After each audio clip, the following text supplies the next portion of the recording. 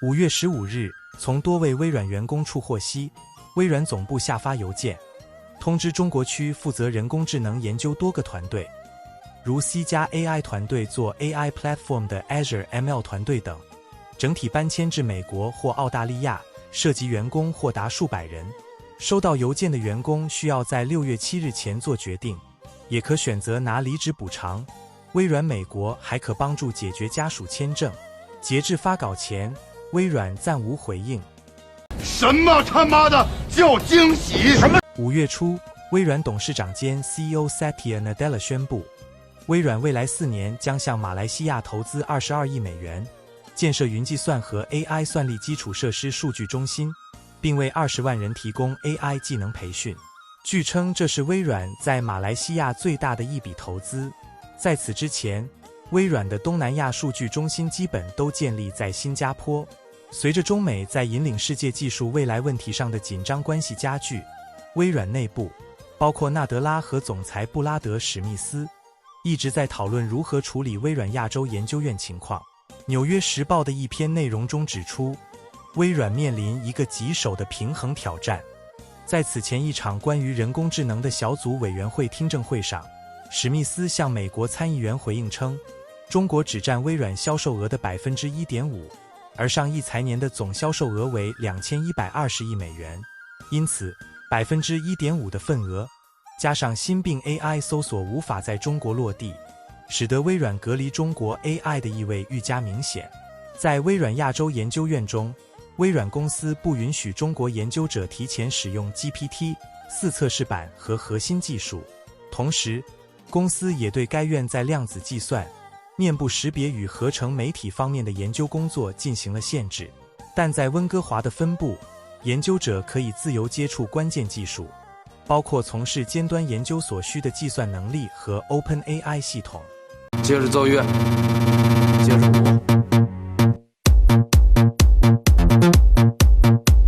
众所周知，美国的高科技巨头相继都选择了退出中国市场。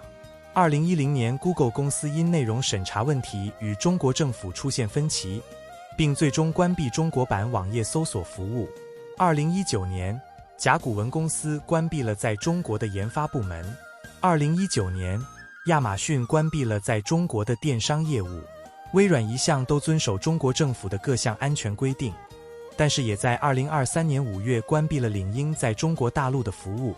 并且微软的 AI 搜索引擎并 AI 始终无法在中国取得准入资格。随着中国房地产泡沫在2024年全面破灭，以及电动汽车后继乏力，相继被欧美限制出口，政府一直找不到可以提高生产力的新科技。新冠疫情以来，美国在人工智能领域取得了一系列突破性成果。就在最近，美国取得突破性进展，已经使用人工智能技术驾驶先进的 F-16战斗机。2024年4月，美国空军成功测试了一架由人工智能驾驶的 F-16战斗机。该机在没有人类飞行员的情况下，完成了起飞、降落和空中机动等一系列操作。这是人工智能技术在军事领域应用取得的重大突破。此次测试使用了美国国防高级研究计划署 DARPA 开发的天空幽灵 Skyborg 项目技术。该项目旨在将人工智能与现有战斗机结合起来，创造出具有自主作战能力的无人驾驶战斗机。美国空军计划在2028年推出由 AI 执行任务的飞行部队。美国政府在各方面都严防中国取得 AI 技术，不允许发展人工智能所需要的芯片出口到中国。ChatGPT、谷歌 AI 等很多 AI 网站都不允许中国 IP 取得访问权限。一些应用程序 App 甚至开始限制香港 IP 下载。中国正在慢慢地被彻底孤立，所以像微软这样的高科技公司离开中国的代价也会越来越小。中国政府也从俄罗斯被西方联手制裁中吸取教训，要求政府部门的大规模替代进口计算机系统，转而由全国产的软硬件替代。但是国产计算机软硬件的运行水平非常低下，军方及政府重要部门绝不可能用国产计算机来运行。好啦，小伙伴们，今天的视频就到这里，希望大家喜欢。